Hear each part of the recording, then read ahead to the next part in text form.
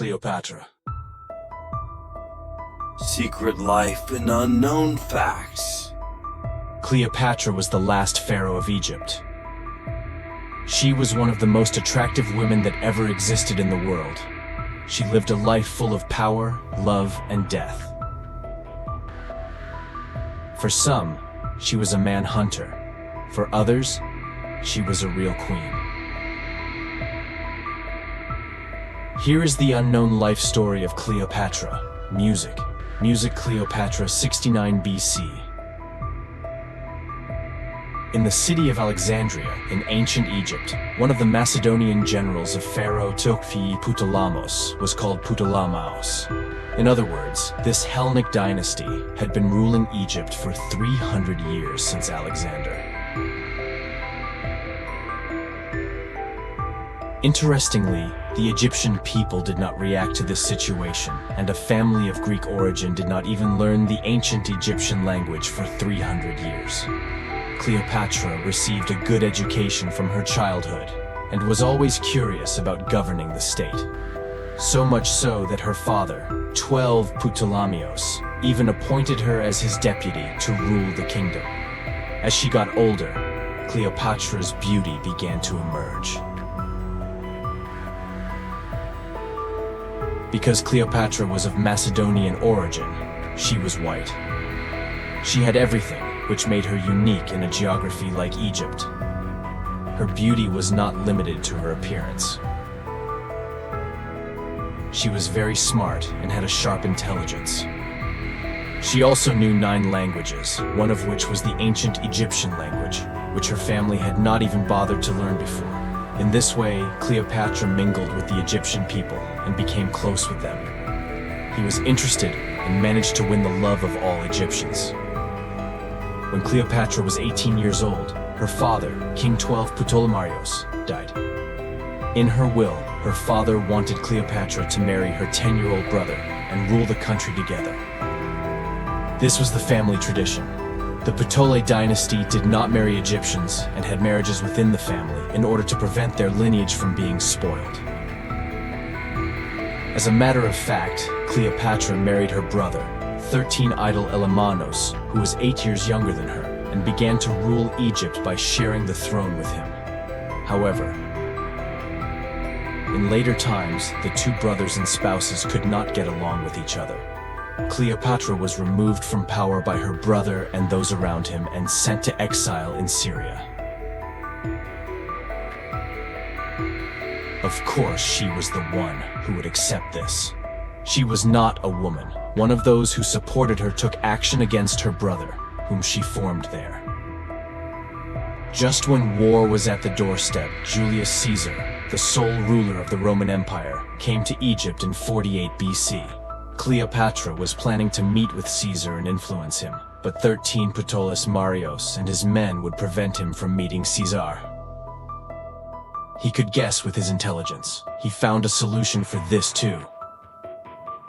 He had his Sicilian slave Apollodorus wrap himself in a carpet and carry him to Caesar's presence. Caesar was surprised when the Egyptian queen emerged from the gifted carpet. He was very impressed by Cleopatra's mind, courage, and beauty. Thus, one of the most sensational relationships in history took place between the Roman emperor and the Egyptian queen. Cleopatra, who made Caesar fall in love with her, killed her brother and his wife, 13 Ptolemaeus, in the war with her support, and managed to become the sole ruler of Egypt. Cleopatra, who took control of Egypt again, married her younger brother, 13-year-old 14 Ptolemaeus, as per the traditions. On the other hand, her relationship with Julius Caesar was continuing, and from this relationship, a son they named Little Caesar was born. Historians think that this rapprochement was a relationship of interest rather than a great love story for Cleopatra, because when the couple met, Cleopatra was 21 and Caesar was 52 years old. Thanks to this relationship, Cleopatra was 52 years old. She was dreaming of uniting with the Roman Empire, the superpower of the ancient world, and dominating almost all of the known world. She even saw Caesar's son as Caesar's son, as the head of this empire. Cleopatra did not hesitate to kill her other brother and her husband, 14 of them, in order to become the first heir of Caesarea. But she did not hesitate to kill Rome with Caesar. While he was in 44 BC, when Caesar was stabbed to death in the Senate, he had to postpone these dreams for a while and return to Egypt. When Caesar died, the Roman Empire began to be governed jointly between Octavius and Marcus Antonius, who ascended to the throne. The western half of the empire was ruled by Octavius. The eastern half, it was ruled by Antonius. Antonius, who visited Egypt in 41 BC, reportedly fell in love with Cleopatra at first sight. Marcus Antonius and Cleopatra. Egypt began to live together, and after a while they got married. He predicted that he would establish an empire. Marcus Antonius's donation of the revenues of some Roman provinces to Cleopatra was the last straw. Cleopatra was declared by the Senate as a culture-spirited woman with all kinds of intrigues in her seductive mind and the greatest enemy of the Roman people. And Emperor Octavius, who ruled the West, declared war on the Kingdom of Egypt by music. The conflicts culminated in the naval Battle of the Act the following year. Cleopatra and Antony lost to the forces of Octavian and were forced to flee to Alexandria. It was the end of it all for them both. Antony committed suicide with his own sword in Roman fashion on 1st August. 12 days later. The method of Cleopatra, who committed suicide, was different, like the life she lived. According to rumors, she chose death by getting herself bitten by a poisonous snake. Caesar and Cleopatra's son Caesarea fell into the hands of Octavius. Octavius executed Caesarion, saying there are 2 more Caesars in this world. What is known about Cleopatra today is mostly about her.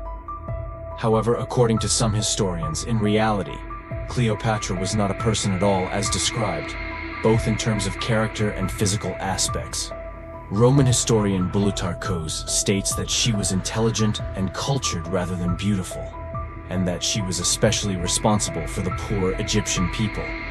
He wrote that he took many steps to heal her. So, what kind of a person was the real Cleopatra? First of all, she was short, had white skin, and her body lines were clear.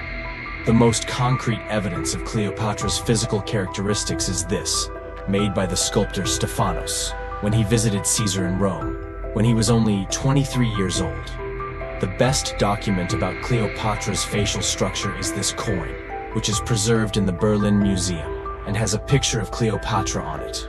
Cleopatra lived a short but full life, and went down in history as the last pharaoh and legendary queen of ancient Egypt.